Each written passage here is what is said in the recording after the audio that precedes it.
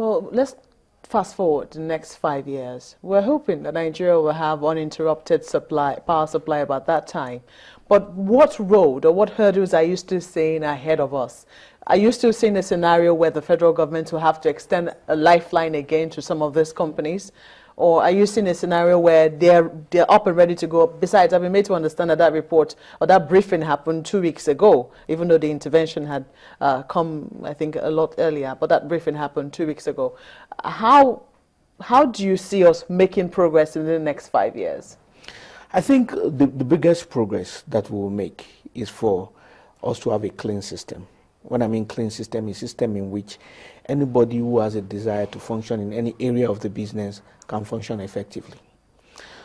Once we get to that stage and people realize that whatever they do is profitable, then there will be less need for government intervening. You see, ideally, government is not supposed to intervene because it's business. But if government does not intervene, the consequences on the Nigerian person is going to be there. In telecoms, government did not intervene. But telecoms does not exactly have the same kind of effect as power. You can go without a phone. I mean, people think they can't do without a phone, but they can. But it's not exactly the same thing without power. You won't be able to iron your clothes. You won't be able to watch TV. You can go on and on and on. So they can't just leave that to the forces of demand and supply. And that is where the developmental aspect of the regulator comes in. The regulator pushes the fact to the government and says, this is the situation, this is the case with those who have spent such amount of money, and they need to move forward. And another reason why Nigeria is investing is that the rest of the world is skeptical about investing. And when the rest of the world is skeptical about investing because of the time frame that it takes to get your return on investment, Nigeria needs to put their money where their mouth is and show that they believe in the system. It is when the thing starts to breathe, at least at a certain point, that people now start to bring in money, and then the industry takes a quantum leap and starts to move in the proper direction. But in the proper direction, do you see any more hurdles for it? There will always be hurdles. What are some of the hurdles you're saying? Well, in the first place, I think as of today, there's a challenge with the distribution, with the transmission network. Nobody is saying much about it, but I believe that... It's still owned by Nigeria. That was the only area that wasn't privatized. Yes, for national security issues. Mm-hmm. But it is working as at now. So I believe that going up down the line, there will be a need to tinker with the system, and then it will take care of more people.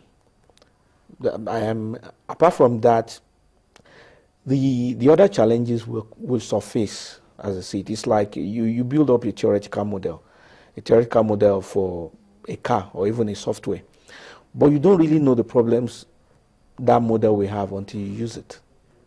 So it's in the process of use that you discover bugs. So if you buy, say, Windows 8, when they release Windows 8, there are some of the problems they don't start to know until people start to use it. That's why Microsoft always advises that when you come across a bug, report it. And they put it as much as just a click so that they know what the issues are and they fix it.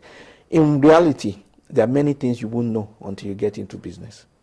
So there are many things that the companies right now will not know until they have fully entered this particular business and have begun to supply electricity to Nigerians. But one of the hurdles we've seen so far, which was also mentioned in that report, is vandalism of gas pipelines. People are still, sometimes they say that these things are deliberately done.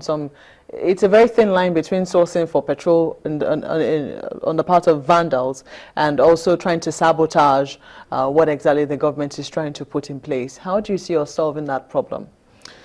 That's a cultural problem. That's an attitude problem. There could be, and there is most probably, a political dimension to it. But there is also the fact that people need to realize that the consequences of this vandalism far outweighs the benefits. Because the people that do it, they do it based on a micro view, on a tunnel vision of certain immediate benefits. But the effects on the country, on the government, on people's belief in the Nigerian system is quite significant. And until there's a cultural shift, especially in the rural areas, especially in the areas where these pipelines pass through, until the people, the leaders, believe and understand that these are national assets and should be protected, we're going to always be having that challenge. They can make it bomb-proof. They can put electricity around it, but it's like the virus and antivirus, or the lock and the thief. The more the people who design locks perfect their locks, the more the thieves know how to unlock it. So they keep moving up and down. So, but there needs to be a cultural shift, a change in mindset of the people that are on the ground to realize that these are national assets. That when they break a pipeline, somebody is likely to die on the operational table.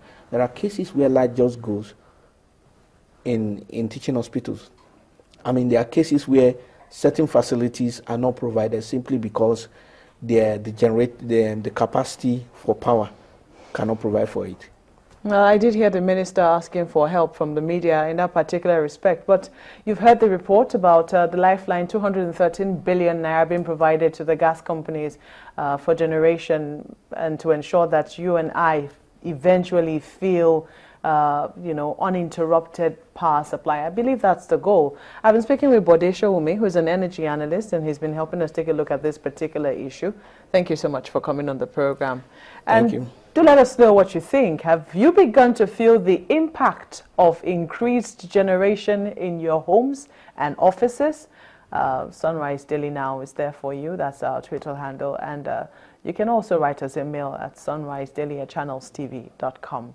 Sunrise Daily will be back in just a moment. Do join us again.